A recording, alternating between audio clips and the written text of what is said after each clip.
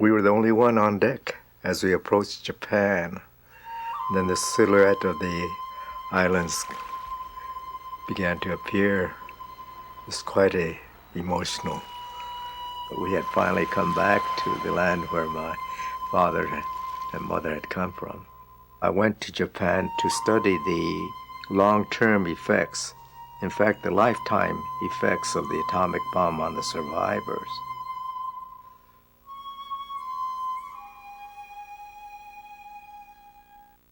James Yamazaki was born in Los Angeles in 1916. His father was a minister who led the Japanese community in integrating with the culture at large. Growing up, James encountered racist attitudes, but he attended UCLA and went to medical school in the Midwest. He enlisted just before the attacks on Pearl Harbor. On his way east for basic training, he visited his parents and sister in a detention camp in Arkansas. James also visited New York City, and after a whirlwind courtship, he married his college friend Aki. The best man at his wedding was Aki's brother-in-law, Min Yamasaki, who would go on to design the World Trade Center.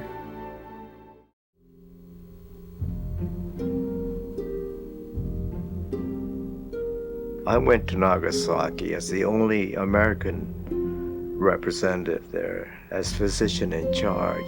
The dean advised me that I should develop our contact with Dr. Shirabe, who was there at the time of the bombing, told us of what happened.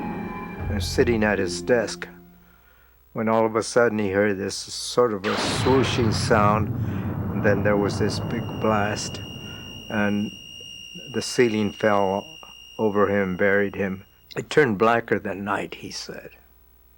Couldn't see, and so he thought this was the end, whatever it was.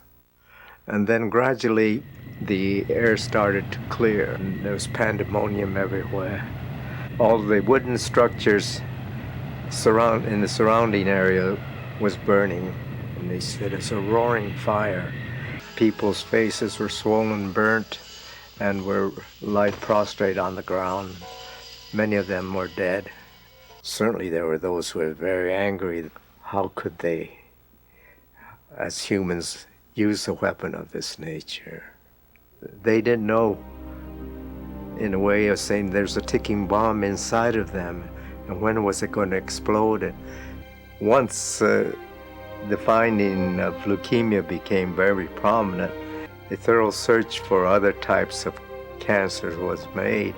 It was found that several types of cancer did develop in the individuals who were exposed to the bomb.